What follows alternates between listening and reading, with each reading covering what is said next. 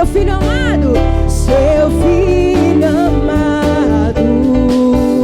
para salvar e perdoar, na cruz morreu pelos meus seus, pelos nossos pecados, mas ressurgiu e vivo com o Pai. Só aqueles que creem, porque Ele vive, porque Ele, eu posso crer, aleluia, porque Ele vive, temor, mas eu sei que a minha vida está nas mãos do meu Jesus. E nas falas se diga, porque Ele vive, porque Ele, eu posso crer, diga isso com muita fé, porque Ele vive, temor não há, temor, mas eu pensei que a minha vida está nas mãos do meu Jesus. Vamos declarar desde o começo mais uma vez. Deus enviou o seu filho amado, para salvar, para perdoar. Ele na cruz sofreu pelos meus pecados, por meus. Nós cremos nisso, mas ressurgiu e vivo com. Ele está vivo, e lá em cima assim, porque Ele, eu posso crer,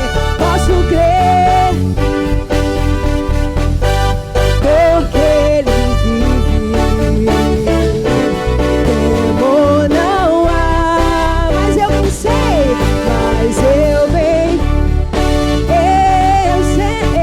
que a minha está nas mãos do meu Jesus, que vive, e nas falas porque Ele vive, porque Ele, posso crer, nós cremos num amanhã sim, Ele é a nossa vida e esperança, Ele é nosso Salvador. Temor não há, mas eu pensei que a minha vida está nas mãos do meu Jesus, que vive, está.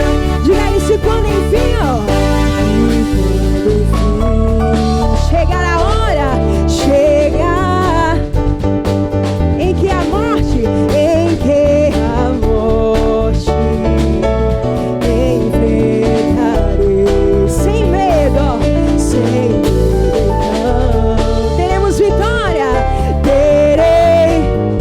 Você crê nisso? Diga bem forte, verei na glória o meu Jesus, aleluia, declare porque Ele vive, porque Ele, eu posso crer, aleluia, porque Ele vive, temor não há, mas eu sei,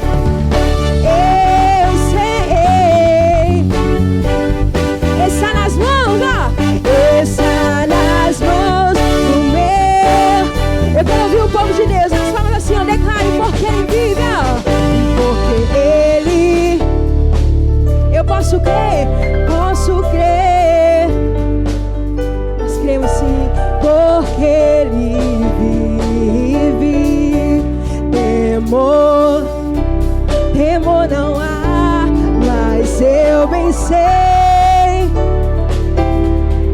que a minha está nas mãos, está do meu.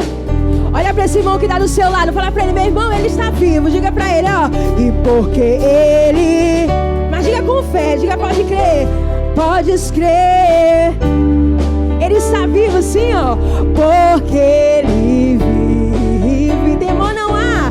Temor não há. Diga pra ele, ó, pois eu bem sei. Mas eu bem... Eu sei. A nossa vida está nas mãos do Senhor. Está nas mãos do meu. E pra finalizar bem bonito lá em cima. Porque ele vive, sim. Porque ele... Posso crer. Aleluia. Porque ele vive. Temor. Mas eu bem sei que a minha vida está nas mãos. Está nas mãos do meu Jesus. Viver. Declare, está nas mãos, ó. Está nas mãos do meu Jesus. Viver. Está nas mãos, ó. Está nas mãos do meu Jesus. Que viver. Quem crê que ele está vivo, diga glória a Deus. Vamos aplaudir o nosso rei. Aleluia. Bem forte, povo de Deus. Diga glória a Deus. O nosso rei está vivo. Aleluia. Glória a Deus. Verifique o seu celular, por favor. Se está no modo silencioso, se está no modo avião. Sempre o recadinho que nós passamos para você. Verifica se tem algum alarme ativado. Irmã, eu tenho um pouco de dificuldade para desligar. Não tem problema. Tem os obreiros aí do seu lado para te ajudar. Em nome de Jesus. Se já verificou, por favor, feche mais uma vez os seus olhos. Coloque a mão na região do seu coração. Nesse ambiente santo, nesse ambiente de alegria, de convicção de que o nosso Redentor vive. Nós estamos aqui para adorar aquele que é Rei, aquele que é Senhor da nossa vida. E é por isso, Pai, que nós estamos aqui. E queremos, meu Pai, a cada dia permanecer olhando para aquele que é o autor e o consumador da nossa fé. Aquele que é o nosso Rei, aquele que é o Senhor da nossa vida. E é por isso que nós estamos aqui e abrimos o nosso coração para Ti, Jesus. Destituído da Sua glória, o Senhor se fez carne, pagou um alto preço. E depois, meu Pai, de ter subjugado o inferno, vencido a morte, ressuscitou e através, Pai, da Tua morte que nos traz vida, hoje nós podemos ser testemunhas vivas do Senhor. Aqueles que testificarão da glória do Deus Todo-Poderoso. Sim, Pai, nós não queremos fazer vão o sacrifício de Jesus. É por isso que nós queremos a cada dia estabelecer a nossa vida diante do Teu altar. Em nome de Jesus. Aleluia. Adore o Senhor com todo o seu coração. Aleluia. A destra do Pai, cheio de compaixão. Diga isso, ao mundo se deu. Ao mundo se deu, por todos se entregou. Aleluia. O Filho de Deus, puro em perfeição. Ele nunca pecou, que nunca pecou, e tudo se deu por amor. Declare isso, todo o poder, todo o poder e o domínio são teus. Diga isso, todo o poder, todo o poder e o domínio são teus.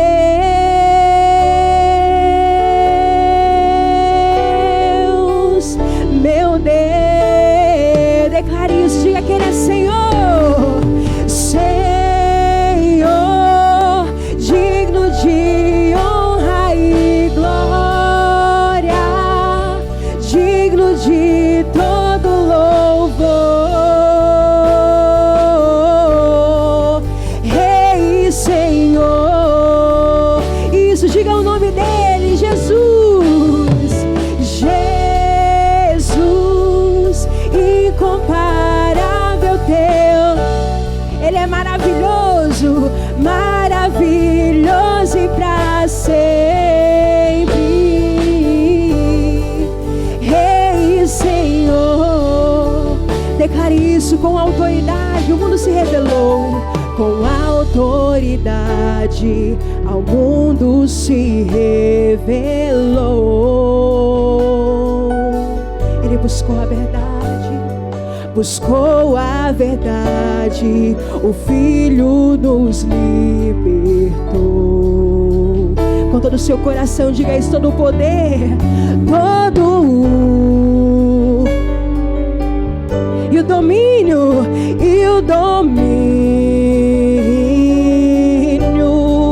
são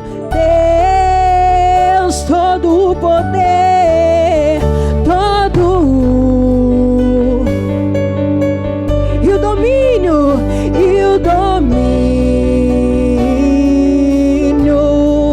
são Deus. Você pode erguer as suas mãos bem alto e declarar com todo o seu coração. Declare que Ele é Senhor, Senhor, digno de. Ele é Senhor, digno de todo louvor. Rei Senhor, Rei Senhor, o nome dele, o nome sobre todo nome, sim. Jesus incomparável, Ele é maravilhoso, maravilhoso e pra sempre. Rei Senhor, você vai declarar que você é mais que vencedor, diga, mais que vencedor em Cristo Jesus, pelo seu. Declare com fé, mais que. Nós somos mais que vencedores em Cristo Jesus, aquele que nos amou primeiro. Sim, diga mais que vencedor em Cristo Jesus, pelo seu sangue, mais que vencedor.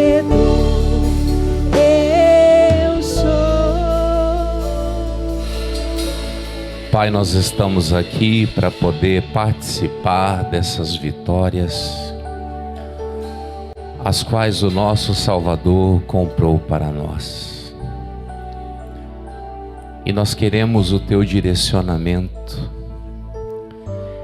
queremos abrir o coração para que fale conosco, para que nos instrua, para que nos dê conhecimento e entendimento, para que sejamos neste dia ungidos com o óleo do Espírito, para que sejamos conduzidos ao centro da Tua vontade, para que não tenhamos em nós, meu Deus, do que nos envergonhar. A Tua palavra fala sobre sermos sinceros, sem escândalo algum. E nós queremos neste dia abandonar tudo aquilo que nos impede a sinceridade. Não queremos, meu Deus, que a mentira faça parte do nosso ser, mas queremos que a luz da verdade brilhe em nós e através de nós. Que nós tenhamos neste dia compromisso com as palavras do Senhor. Que nós tenhamos coragem de enfrentar os pecados. Que nós tenhamos coragem de enfrentar as nossas lutas e crer que temos um Senhor que nos faz mais do que vencedores. Então nos ajude nesse dia a beber da fonte da água da vida. Tu que és o nosso pastor, leva-nos aos pastos verdes, guia-nos às águas tranquilas e dá refrigério para a nossa alma. Creio que nesse dia o Senhor está trazendo descanso para nós, porque viemos aqui para aprender de Ti, ó amado, aprender de Ti que é manso e humilde de coração, e trará para nós descanso para a nossa alma. Cremos em Ti que nos proporciona um jugo suave, cremos em Ti que nos proporciona um fardo que é leve, e por isso abrimos o coração para receber a tua graça. Fala conosco, fica conosco, é o que eu te peço em nome de Jesus. E você diz amém? Vamos aplaudir a Ele, que vive, que reina e que um dia voltará para buscar os seus. Aleluia. Amém? Bem-vindos, vamos sentar, por favor. Que o Senhor trabalhe poderosamente na sua vida nesse dia. Amém, Jesus? Como eu disse na semana passada, nós vamos gastar um tempinho aqui estudando os versículos que o Senhor nos deu lá na vigília. E eu quero gastar tempo com você hoje tratando sobre a igreja de Jesus. Hoje, em todo o mundo, trata-se do dia da ressurreição do Salvador. Mas, será que nós estamos desfrutando de tudo? Será que estamos aproveitando tudo que é para ser aproveitado? Então eu quero gastar um tempinho tratando com você. Eu, na semana passada, comecei a falar contigo sobre João capítulo 6. Mas nós vamos ler só 2 versículos lá na Bíblia, a mensagem. Cadê a Bíblia, a mensagem? Deve estar tudo no jeito lá, né? Os meus meninos são extraordinários. Aonde nós meditamos que todos os seres humanos seriam ensinados por Deus. Deus trataria de se comunicar com todos eles. Todos iriam ter oportunidade de ouvi-lo. João 6, 45 e 46, lá na Bíblia, a mensagem. Olha lá. Foi o que os profetas quiseram dizer quando escreveram: eles todos serão pessoalmente ensinados por Deus. Quem quer que tenha passado algum tempo ouvindo o Pai, ouvindo de verdade e aprendendo, vem a mim para ser ensinado pessoalmente, para ver com os próprios olhos e ouvir de mim com os seus ouvidos, pois tudo recebi diretamente do Pai. Jesus, ele é a vontade pessoal de Deus que se encarnou. Tem um livro que uma vez eu li que Jesus, ele é a grande ideia de Deus.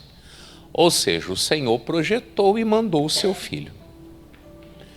Agora, o que eu quero falar para você? Isso não é uma novidade dele querer tratar com o ser humano.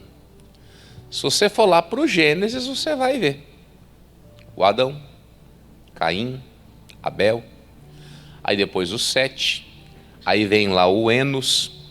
Abre a Bíblia aí, Gênesis 4. Nós vamos ler o versículo 25 e 26. Pode aposentar a Bíblia, a mensagem, que a gente não vai precisar mais, tá? Gênesis 4, 25 e 26. Gênesis, capítulo 4, versículo 25 e 26. Quem achou, diga glória a Deus. E tornou Adão a conhecer a sua mulher, e ela teve um filho, e chamou o seu nome Sete, porque disse: Deus me deu outra semente em lugar de Abel, porquanto Caim o matou. E a Sete mesmo também nasceu um filho, e chamou seu nome Enos. Então começou-se a invocar o nome do Senhor. Então sempre houve essa necessidade da comunicação. o ser humano, todo ele, dentro de si, ele tem um vazio. E o que acontece? As pessoas tentam preencher. Elas vão, durante a vida, dando os seus tiros e tentando, de alguma maneira, completar esse vácuo que elas carregam dentro do coração. Durante a vida, as pessoas vão para a bebida, vão para a droga, vão para a prostituição, vão para as piores práticas que você possa imaginar. E elas se realizam? Não. Todos nós estamos aqui porque provavelmente batemos em N portas. Tentamos solucionar nossa vida de N maneiras e não conseguimos.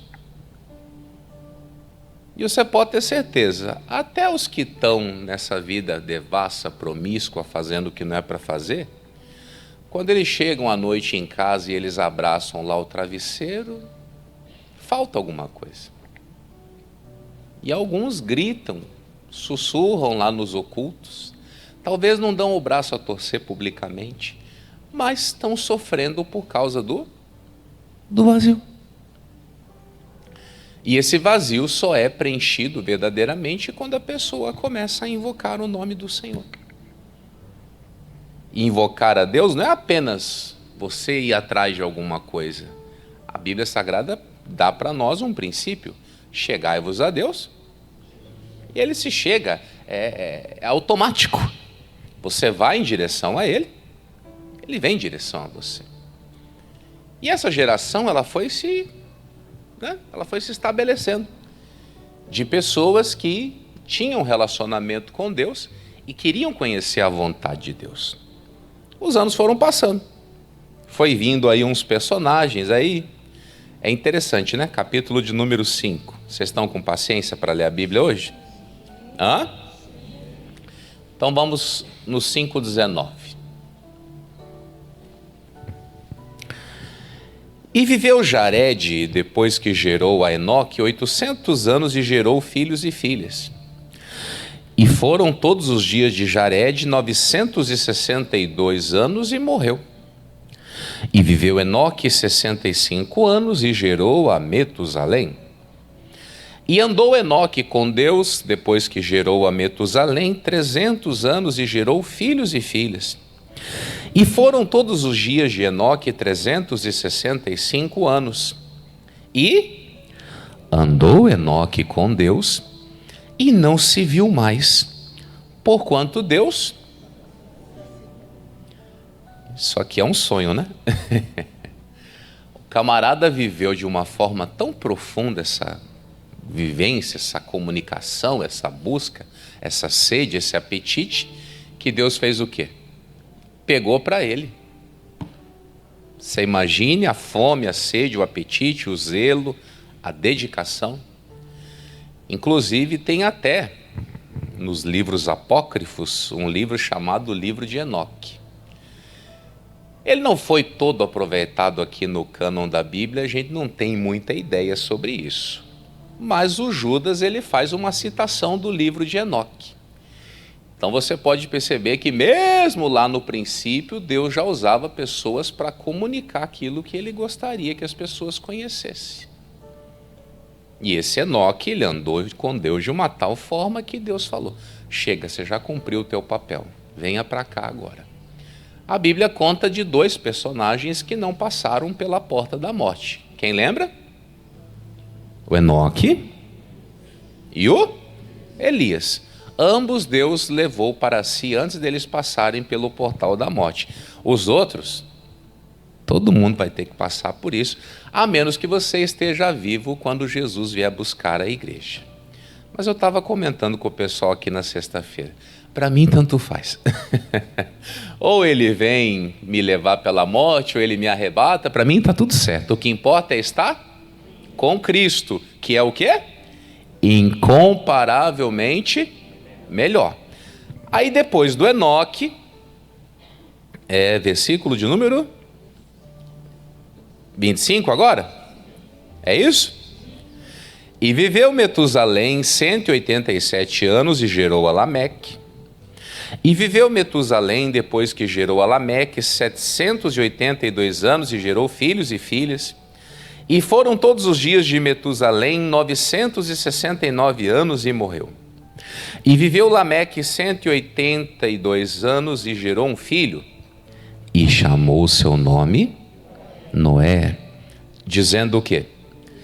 Este nos consolará acerca de nossas obras e do trabalho de nossas mãos por causa da terra que o Senhor amaldiçoou.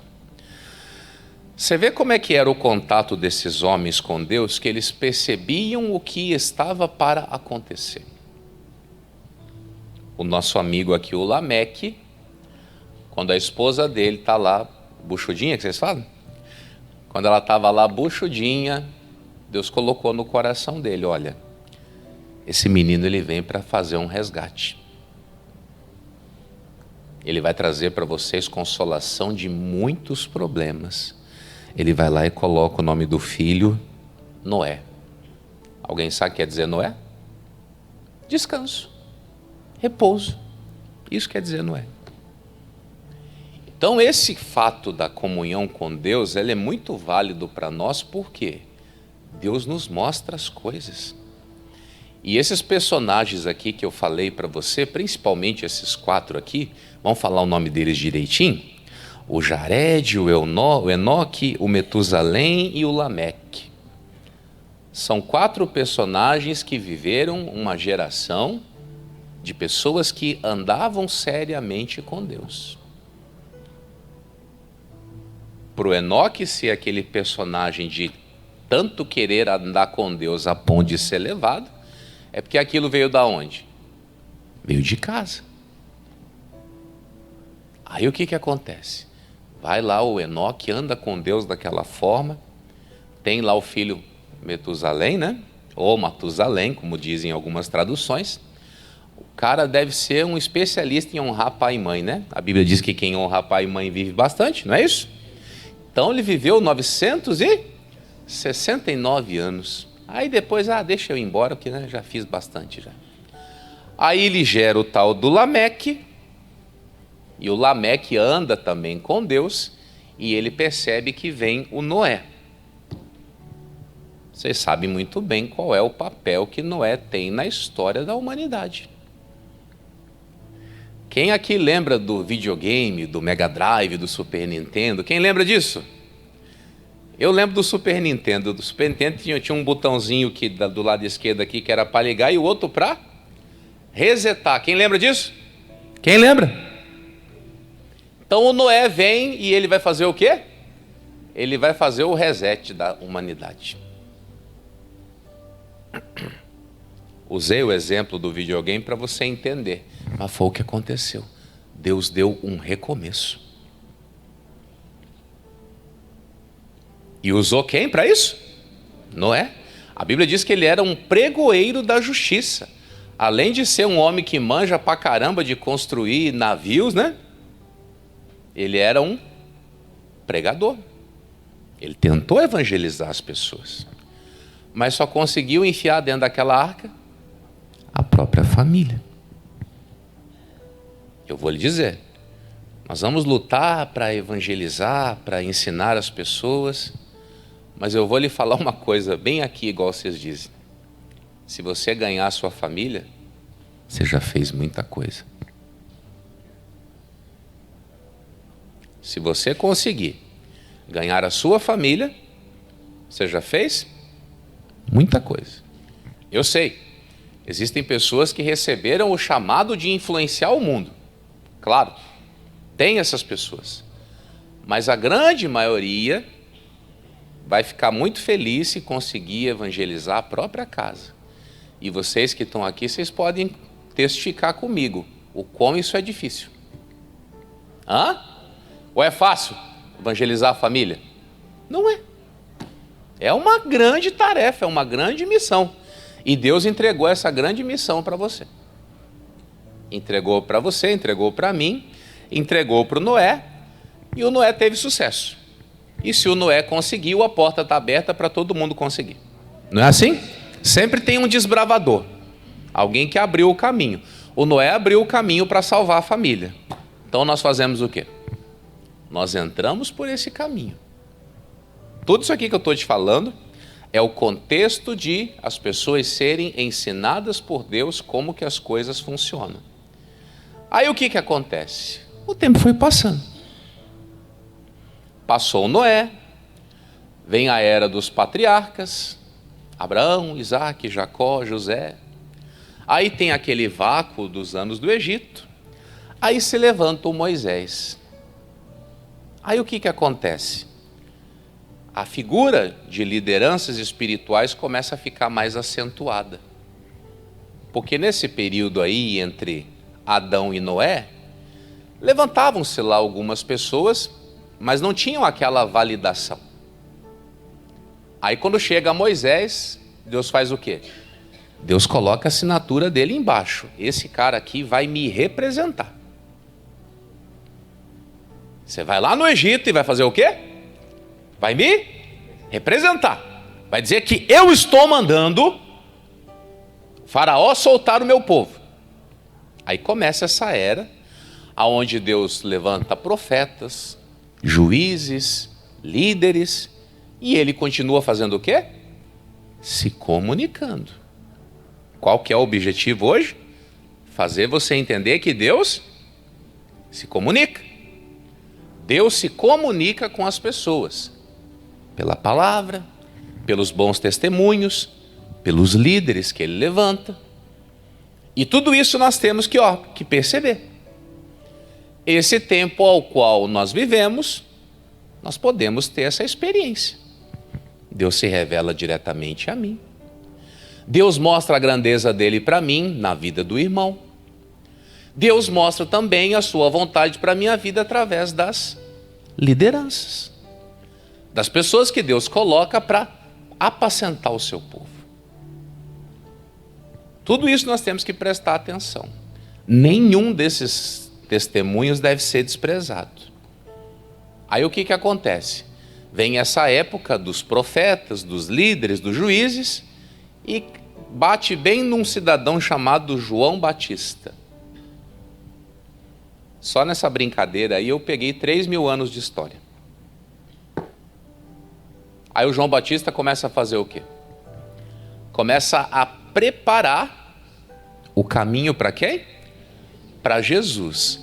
Aonde chegaria a revelação total e plena da palavra de Deus. Jesus, ele era o quê? O verbo que se fez carne. Ele veio como palavra viva, pessoa, para comunicar o que Deus queria. E aí ele começou a colocar umas normas de funcionamento.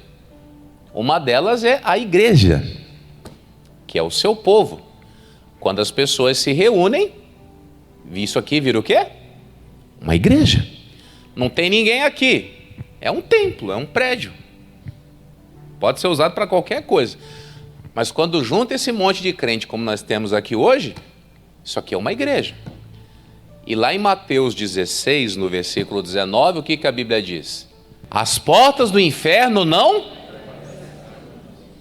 é para o inferno ter vitória contra você. Não é. Está proibido. Não pode. Ah, pastor, mas essas guerras aí. Vai lutar, meu filho. Vai lutar porque tu é mais que vencedor. Glória a Deus. Aí o tempo vai passando mais ainda. Jesus cumpre a sua missão, morre, ressuscita, como é hoje o dia onde nós celebramos a sua ressurreição. E aí ele libera sobre os seus crentes o Espírito Santo. E eles começam a fazer o quê? Eles começam a evangelizar. Aí que você vê, lá o Pentecostes, Atos 2, estão lembrados? O Espírito Santo vem, eles começam a testificar. Lá no primeiro sermão, quem lembra quantas pessoas se converteram? Quase 3.000. Aí tem lá o dia que o Pedro levanta o paralítico na porta formosa, se convertem mais quase 5.000. Aí diz a Bíblia que crescem os discípulos, aí eles precisam levantar os diáconos, que são os obreiros. E dentre aquela turma de diáconos, levanta-se um tal de Estevão. Quem foi o Estevão? O primeiro mártir. Primeira pessoa que morreu por causa da fé cristã. E também se levantou ali Filipe. Filipe vai pregar a palavra onde? Samaria. Aí o que acontece? Samaria se converte. E logo depois desse evangelismo massivo lá em Samaria, um tal de Saulo de Tarso é salvo.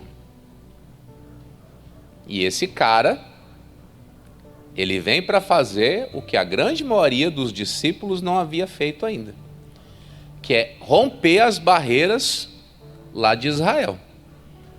Porque se deixasse só na mão daqueles, eles iam ficar lá evangelizando.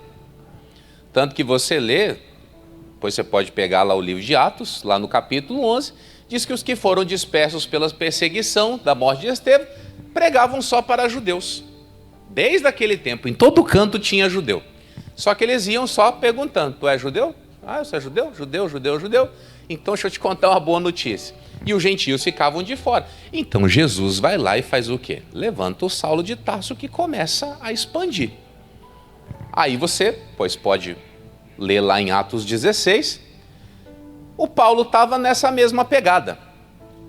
Vou ficar aqui evangelizando o judeu, né? Um pouquinho aqui, um pouquinho acolá.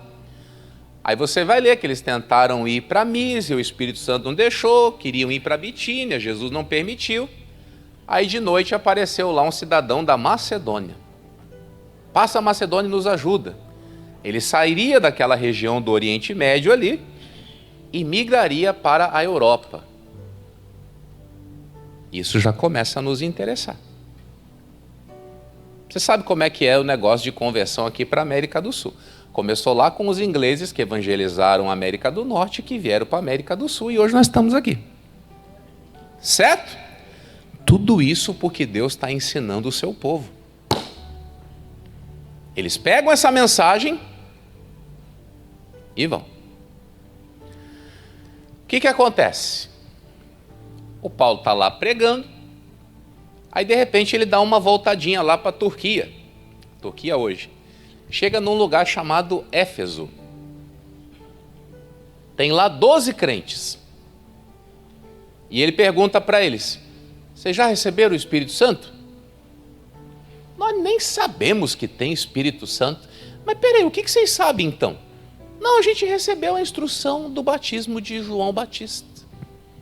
Ele falou, certamente João batizou vocês com água, mas viria aquele que é mais do que ele, que ia batizar vocês com o Espírito Santo. O Paulo batiza eles, de acordo com a ordenança de Cristo, em nome do Pai, do Filho e do Espírito Santo, coloca a mão sobre eles, eles recebem o Espírito Santo, e ali começa uma grande obra. Paulo fica naquele lugar durante 3 anos, é o exemplo clássico de igreja. E o que acontece? Chega em Atos 20, o Paulo fala, gente, eu estou indo embora, estou entendendo aqui que o Espírito Santo está me revelando que vem lutas, prisões, tal. Vou lá para Jerusalém, vou ser preso, e aí só Deus sabe. E ele avisa, abram os olhos de vocês aí, porque vai entrar no meio do rebanho lobos devoradores. E dentre vocês mesmos se levantarão pessoas fazendo as coisas de forma distorcida. E aí passa-se mais uns 30 anos, tem um discípulo chamado João, lembra daquele que deitou no peito de Jesus na ceia? Lembra disso? Lembra? Ele está exilado lá numa ilha chamada Patmos e ele recebe uma revelação. Falei para você de ponta a ponta da Bíblia, né? O que ele recebeu? A revelação do fim dos tempos, da destruição de tudo. Só que antes de Jesus falar de tudo que viria a acontecer com ele, Jesus manda conversar com a igreja. E sempre vai ser assim. Antes das coisas acontecerem, vai passar pela igreja. Isso não tem jeito. E é sobre isso que eu quero gastar um pouquinho de tempo com vocês. Falando sobre a igreja do fim dos tempos. Ih, pastor, só vai falar da besta dos 10 olhos, dos 7 chifres? Calma. Não é isso não. Vou te falar de postura da igreja, tá? Fica tranquilo. Vamos lá no Apocalipse, então? Vocês estão com a Bíblia aberta no Gênesis? Olha que viagem que vocês fizeram, hein?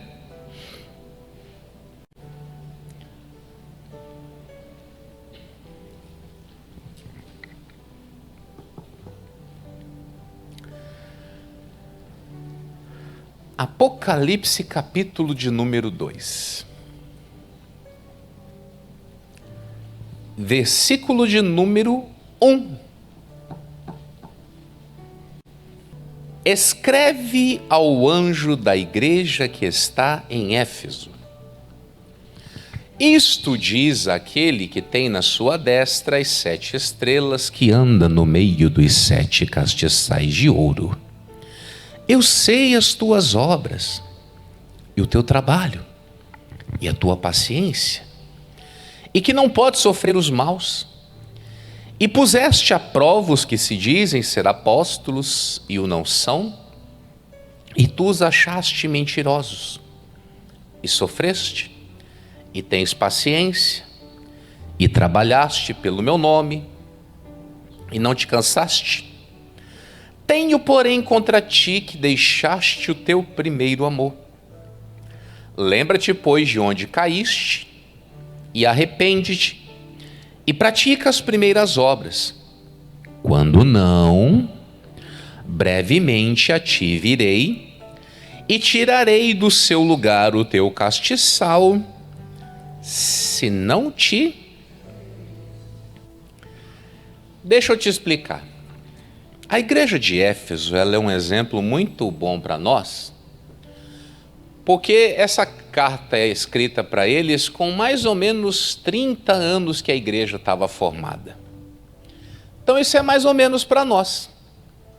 Eu estou com Jesus há quase 24 anos, então eu entro nessa fila aqui também. Alguém está com Jesus aí perto de 30 já? Mais de 20, menos de 30? Quem está nessa pegada aí? Hã? Tem bastante pessoas aí. Então, essa carta veio dentro do envelope escrito o seu nome. O que aconteceu com Éfeso, gente? Quando Paulo se despede deles lá no Atos 20, ele fala: tomem cuidado, olhem por vocês, olhem pela igreja. Vai se levantar aí um ensino esquisito no meio de vocês. E que ensino esquisito é esse?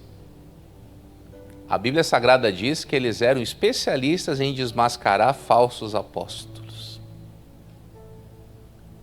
Que isso, pastor? É?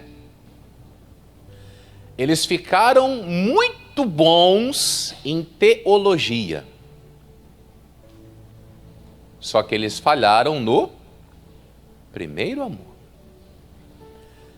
A gente pode dizer que essa igreja de Éfeso aprendeu a agir com ativismo religioso. Não tem os ativistas aí?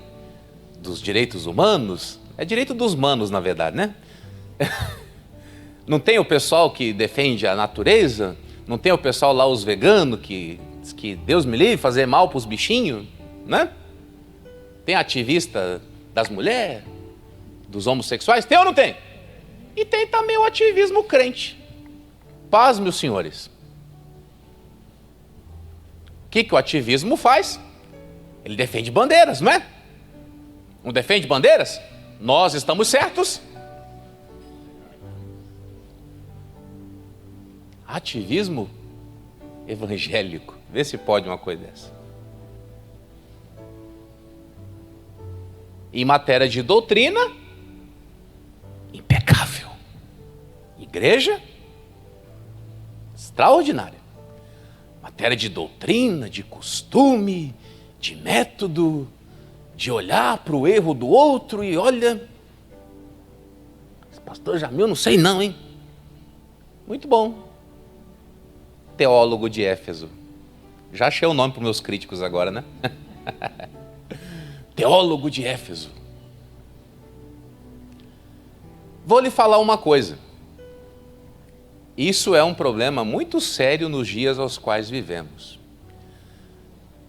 Falei na quarta, falei na sexta, estou falando hoje. Você não vê lá dentro do catolicismo católico brigando com católico. Eles têm as picuinhas deles lá, mas isso não é público. Você não vê mais. Vê? Você vai ver, eu vou fazer o trabalho, eu vou fechar o seu terreiro. Nunca. Você não vai ver o espírita falando mal do espírita. Você não vai ver a feminista falando mal da feminista. Você não vai ver o gay falando mal do gay. Você não vai ver agora crente falando de crente.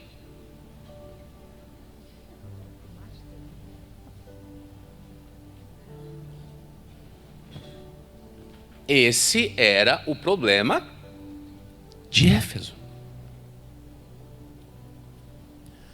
Não vou aqui dizer para você que está errado nós julgarmos os nossos problemas. Não é errado. Mas isso tem uma medida. Lá em 1 Coríntios capítulo 6 diz a Bíblia que os crentes iam até os tribunais. E ele falou, gente, vocês vão levar os irmãos perante os tribunais. Isso é mau testemunho. O tempo foi passando e isso foi se tornando um ativismo religioso e aquele rigor teológico foi ocupando o lugar de um relacionamento puro, simples com Jesus. Porque começou a gastar-se muito tempo. Como é que identifica aqui o falso profeta? O que ele prega, o que ele ensina, o que ele faz? Ele entrega algum objeto? A igreja de Éfeso falando isso, hein? Foi lá que o Paulo mandou lenços e aventais, não foi?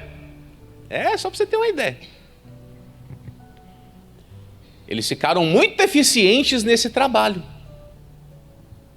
Mas se esqueceram do amor verdadeiro, que é essa paixão por Jesus.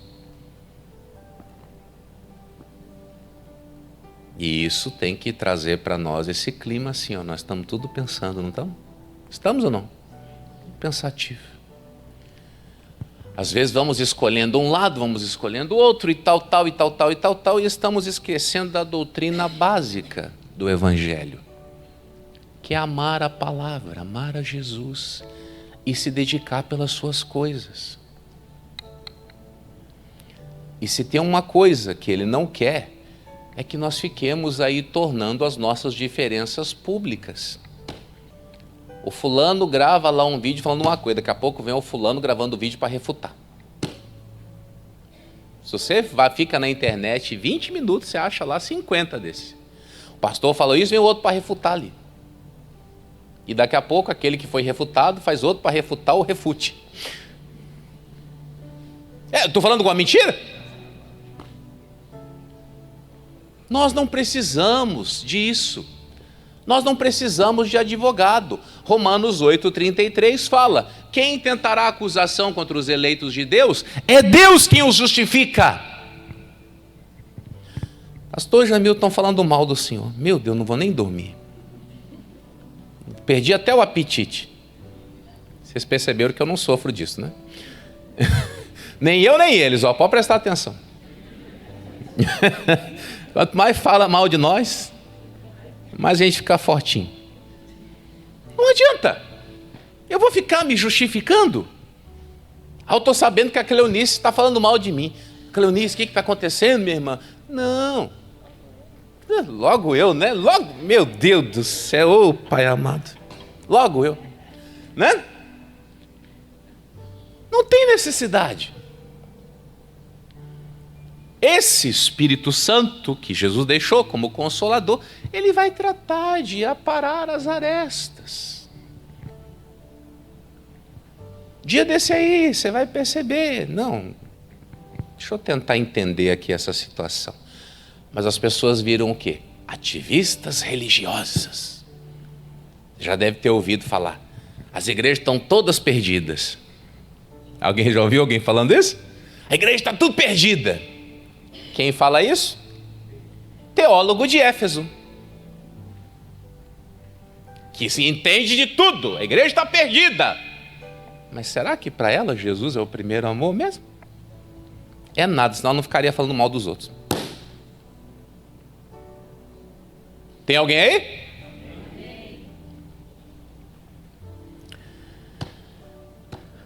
Primeiro amor é aquela dependência maravilhosa de Deus, sabe?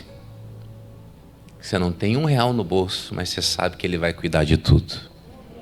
Você não sabe o que faz da vida, mas você sabe que Ele vai dirigir. Você não pode ficar sem Ele. Eu posso ficar sem qualquer coisa, menos sem a presença dEle. Isso é o primeiro amor. Glória a Deus. Jesus mostra que isso aí está errado. E Ele faz lá igual o médico. Vou dar para você aqui a receita. Qual que é a receita? Versículo de número 5. É isso? Fechei aqui. Apocalipse 2:5. O que ele diz ali, pessoal? Lembra-te, pois, de onde caíste. Arrepende-te e pratica o quê? As primeiras obras. A Bíblia Sagrada fala para lembrar onde caiu. Normalmente, esse lugar da queda é onde a pessoa tira os olhos de Jesus e começa a olhar outra coisa. Dei o exemplo aqui da irmã Cleonice, né, que se desentendeu comigo, né, dona Cleonice? Tá amarrado isso aí. Aí o que acontece? Ela para de olhar para Jesus e começa a olhar para mim. E aí comecei a olhar para ele. Aí eu vou fazer o quê? Deixa eu ver qual que é os defeitos do falso profeta. E Jesus olhando, mas peraí, você não vai me buscar não? Não, senhor, estou descobrindo aqui como é que pega falso. Só espera aí que eu já volto. É assim que fazem. Ele falou, volta para aquele princípio. O que eu falei agora há pouco? Aquela dependência gostosa. Jesus, se está errado, o Senhor vai mostrar. Você quer ver? Deixa o Apocalipse aqui. 1 de Pedro, capítulo 2. Olha que bonitinho isso aqui. Está pertinho aí. Se você voltar do Apocalipse, tem o Judas, 3ª, 2ª, 1ª de João, 2ª, 1ª do Pedro. Digam graças a Deus. 1 de Pedro, capítulo de número 2.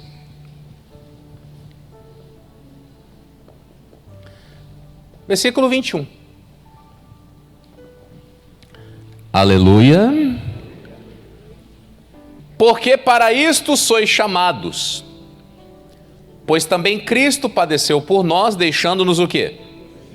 O exemplo para que sigais as suas pisadas, o qual não cometeu pecado, nem na sua boca se achou engano. O qual, quando injuriavam,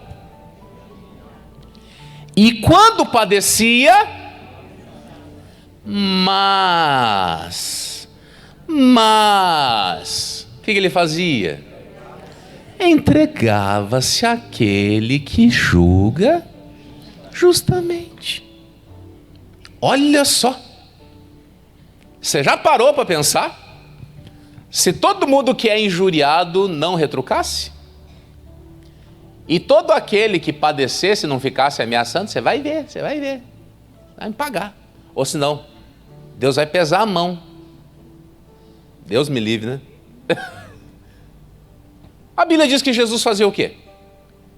Entregava-se àquele que julga justamente. Veja onde é que você caiu, se arrependa. Se arrepender é o quê, gente? É mudar de direção.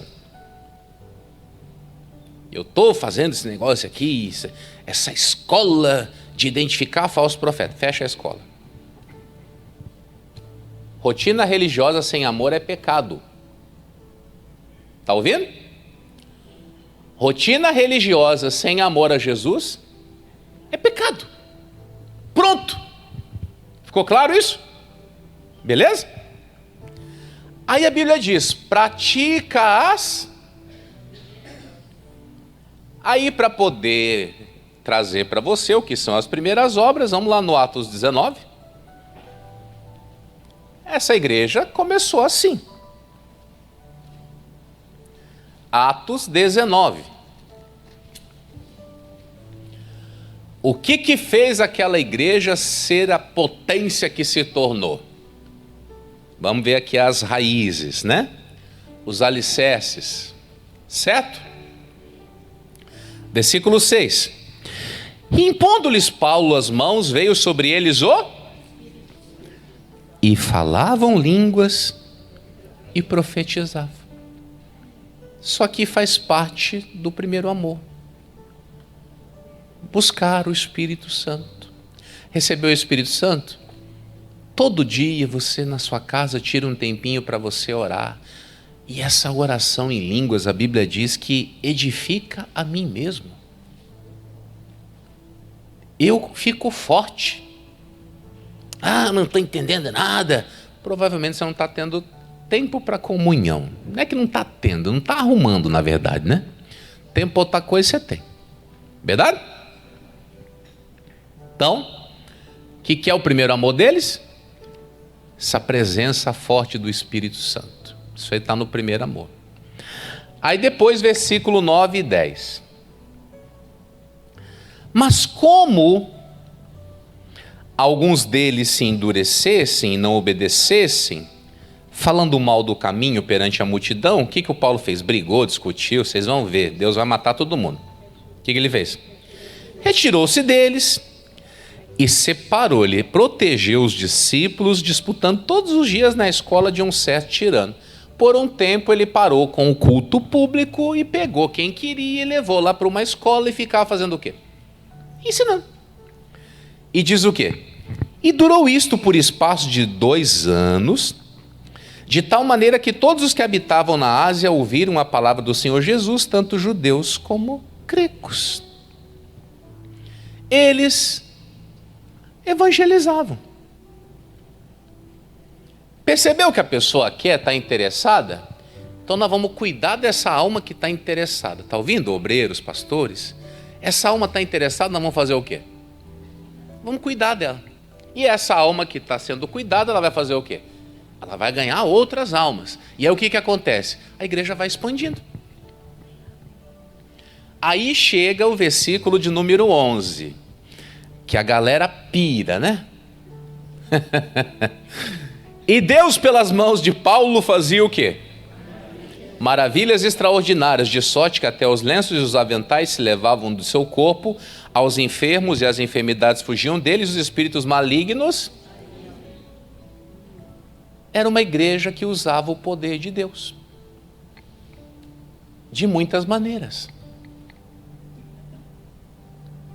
Hoje você sabe da briga que tem aí. Não, aqui na minha igreja não entrega óleo ungido. Você está roubando a bênção de alguém, ô pastor nojento. Aqui ninguém faz campanha não. Que campanha o quê? Entregando chave. Oh meu Deus do céu. É complicado. Jesus mandou eles voltar para isso, não foi? Foi ou não foi? Ou eu estou lendo alguma besteira? Não. Só que o tempo foi crescendo, os teólogos de Éfeso... Não, isso é mentira, isso é engano. Tá doido? Pano ungido, lenço ungido? É óbvio, os exageros existem. Ninguém aqui está passando pano. Mas quando é Deus fazendo, isso tem resultado. E ai daquele que ficar brincando com essas coisas. Não tem o que fazer aqui, já sei, eu vou pegar aqui o sapato do cavalo e vou entregar na igreja. De onde tu tirou isso, coisinha? Deus, pelas mãos do Paulo, fazia maravilhas. O Paulo entendeu, não tem como eu ir para todos os lugares aqui da Ásia. Então o que eu faço? Mando aqui um pedaço do meu lenço aqui, do avental, leva lá. Consagrei aqui, né? Está abençoado o nome de Jesus, leva lá. E o que aconteceu? As enfermidades fugiam deles e os espíritos malignos saíam. Acabou? Não, versículo 17. E foi isto notório a todos os que habitavam em Éfeso, tanto judeus como gregos, e caiu o temor sobre todos eles, e o nome do Senhor Jesus era engrandecido. Muitos dos que tinham crido vinham confessando e publicando seus feitos. Também muitos dos que seguiam artes mágicas trouxeram os seus livros e os queimaram na presença de todos, e feita a conta do seu preço, acharam que montava a 50.000 peças de prata. Assim, a palavra do Senhor o quê? E prevalecia. Essa igreja ensinava as pessoas a largar o pecado. Essa igreja ensinava as pessoas a largar o pecado. Isso não pode sair da pregação da palavra hoje em dia, pessoal. Não vou pregar isso aqui, porque olha, você viu quem está sentado ali? Olha ali, pessoal, Alexandre de Moraes. Meu irmão, lenha, madeira, palavra. Do outro lado está ali o Flávio Dino. E trouxeram o amigo do meu pai também.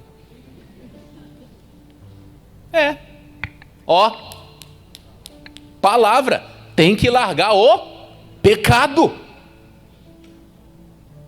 Foram essas coisas que eu falei aqui para você, o Espírito Santo, o evangelismo, o poder de Deus, a pregação contra o pecado, que fez o quê? Versículo 20. Assim a palavra do Senhor crescia poderosamente e... Era isso que fazia a igreja crescer. Não era a teologia que desmascarava falsos. Tem alguém aí? Era isso que fazia a igreja crescer. O Espírito Santo, o evangelismo, a manifestação do poder de Deus, a pregação contra o pecado. Tem pastores aqui, tem candidatos a pastores aqui me ouvindo, tem obreiros que têm sonho de pregar. É isso que tem que fazer. Aí de vez em quando aparece um, deixa aqui que eu vou te ensinar como é que cresce a igreja. Fala, meu amigo, eu já li aqui Atos 19, já está certinho aqui como é que cresce a igreja. Aleluia. Está certinho. Acabou. O grande problema daquele negócio lá de ficar desmascarando falsos apóstolos é que começa aquela igreja que só prega para convertido. E isso é um problema. Começou com essa história, vamos desmascarar os falsos? Aí começa só a pregar para crente. Quem está fora quer saber disso? Não. Então eu estou trazendo para você aqui uma realidade da palavra que você pode estar inserido. Você pode estar sendo vítima disso. Você está lá investigando seitas, heresias, não sei lá mais o quê, e o teu amor por Jesus está, desse tamanho. Quem está entendendo? Aí ele fala, lá no Apocalipse 2:5, bota na tela aí, para a gente já ir direto ao assunto. Lembra-te, pois, de onde caíste, arrepende e pratica as primeiras obras. Quando não, brevemente a ti virei, tirarei do seu lugar o teu castiçal, senão... Se o amor não for restaurado, o castiçal vai ser removido. A pessoa vai ter aquele negocinho lá que Jesus falou da outra igreja ali, que tem nome de que é vivo, mas está morto. Ela só está ali presente, mas não vive mais. A presença de Cristo, o brilho de Cristo, foi embora. Tudo por causa do ativismo religioso. Que coisa, hein? Nós fomos chamados para ajudar esse mundo a escapar da condenação que está vindo aí. Coloca para nós aí o Apocalipse 22:19, vai. Quem está lá na Bíblia está mais afiado já no negócio. É 22:16, aliás. 19 é outra coisa. Tá ali, ó. Eu, Jesus, enviei o meu anjo para vos testificar essas coisas aonde? Aonde? Nas igrejas, ou seja, esse recado aqui é para crente. Cadê? Deixa lá o versículo. Eu sou a raiz e a geração de Davi, a resplandecente estrela da manhã. Pode continuar. Pode deixar a sua Bíblia, pode esconder o pastor Jamil, depois vocês veem a minha beleza, vai. O Espírito e a esposa dizem, vem. E quem ouve, diga. E quem tem...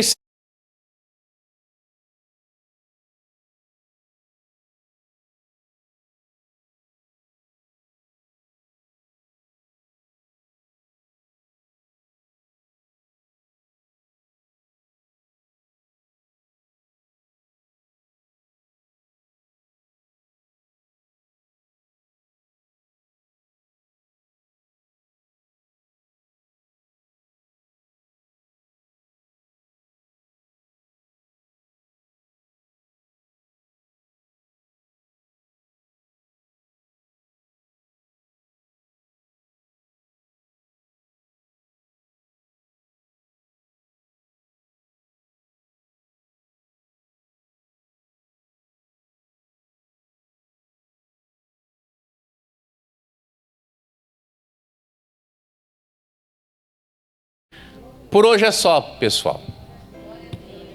Tá bom, né? Eu espero que esse recado motive você. Não fique bobeando aí, não. Vai praticar o primeiro amor. Nós aprendemos ali que todos vão ser pessoalmente ensinados por Deus. E está aqui o ensino para você ser uma bênção. Aleluia! Pessoal de casa, eu vou deixar vocês aí com a agenda dos pastores. Essa semana nós temos oração aqui na sede, 7 horas da manhã, quem quiser participar. E domingo que vem já temos a Santa Ceia de Abril, tá bom? Quarta-feira a gente volta com o culto da família. Fica na paz.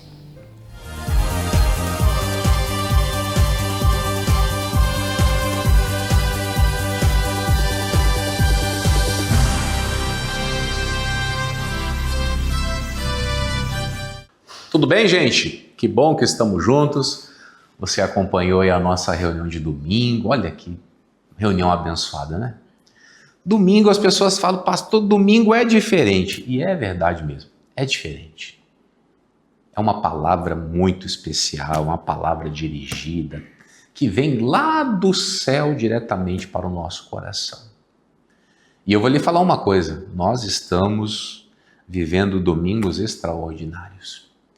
Só que aqui na Igreja da Graça, eu gosto de falar para as pessoas o seguinte, ó, domingo é engatado na segunda, viu?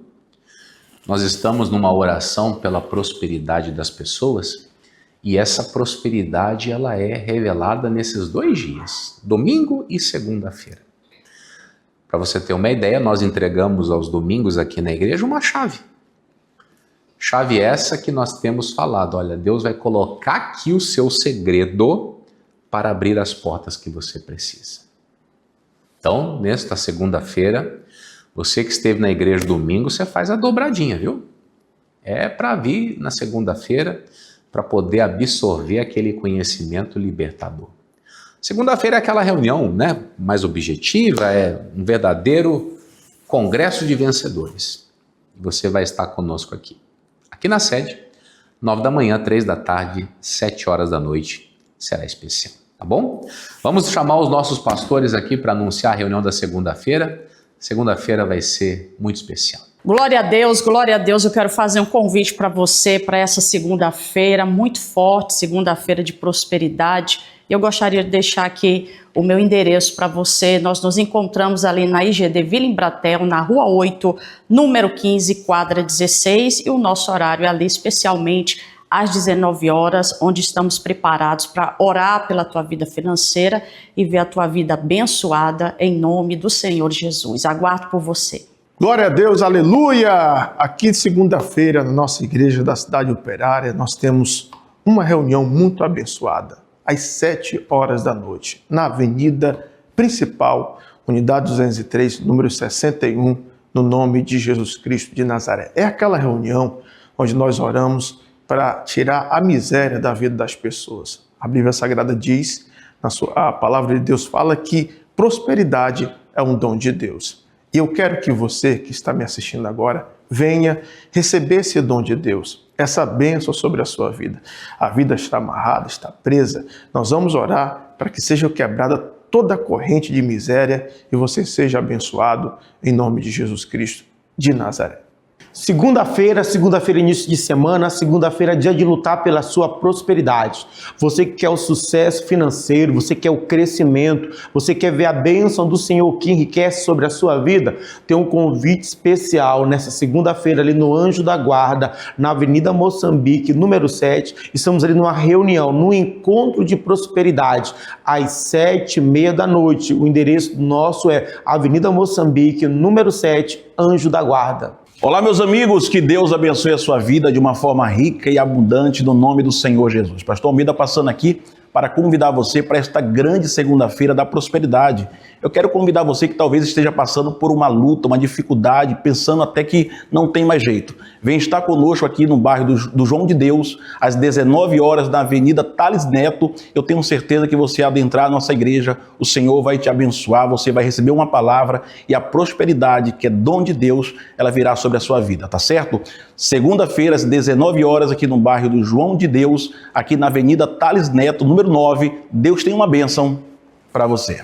Você que está nos assistindo agora, eu quero fazer um convite todo especial. Não é por acaso que você está aí recebendo esse recado. Você tem pedido para Deus respostas. E eu quero falar para você de algo especial que acontece toda segunda-feira ali na Igreja da Graça, no bairro da Coab. Nós ministramos ali os segredos do alto, as revelações de Deus, as direções de Deus para você ter sucesso na sua vida financeira. O Senhor Deus quer que você vá bem em todas as coisas. Deus quer que você vá bem economicamente. Então esteja comigo nessa segunda-feira, Avenida Jerônimo de Albuquerque, número 40, ali no bairro da Coab, especialmente às 19 horas. Eu tenho certeza, com as direções que você vai receber, você colocar em prática, a sua história vai mudar. Eu te aguardo. Glória a Deus, é isso mesmo. Eu gostaria de fazer um convite todo especial. Gostaria de convidar você para participar das nossas reuniões da prosperidade. Você que está endividado, você que está sofrendo e tem perguntado a Deus, Senhor, o que eu devo fazer para sair dessa situação financeira que está caótica? Eu convido você para aprender a como empreender, como prosperar, baseado na palavra do nosso Deus. O nosso endereço é Avenida Contorno Norte e Sul, número 13, Quatraque, Primavera. Eu espero por você. Maravilha! Pastora Tenielma Azevedo chegando para te fazer um convite. Segunda-feira é aquele dia onde nós oramos para termos uma vida econômica sadia, feliz, desenvolvendo, crescendo e avançando. Você que quer prosperar, quer ter conhecimento, entendimento de como empreender, de como ser bem-sucedido, eu quero que você esteja comigo na nossa igreja do Maiobão. Grave bem o endereço, Estrada de Ribamar, quilômetro 7, número 20, horário especialmente 19 horas. Quer uma mudança? Quer uma transformação? Eu preciso, pastor, eu estou endividado, eu estou completamente sem direção, estou indo à falência, passando momentos de privação. Então, esteja comigo, vamos clamar e Deus vai operar grandiosamente. Espero por você. Obrigado, homens de Deus, mulheres de Deus. O recado está dado, você vai estar conosco nesta segunda-feira para assumir as vitórias que Cristo lhe proporcionou. Aqui na sede, nós vamos fazer 3 reuniões, 9 da manhã, 3 da tarde, 7 horas da noite, para abençoar a sua vida financeira, tá bom? Esteja conosco, participe, eu tenho certeza que você vai ter grandes coisas para contar, tá bom? Estou ficando por aqui, excelente finalzinho de domingo aí para você e nós nos vemos na igreja.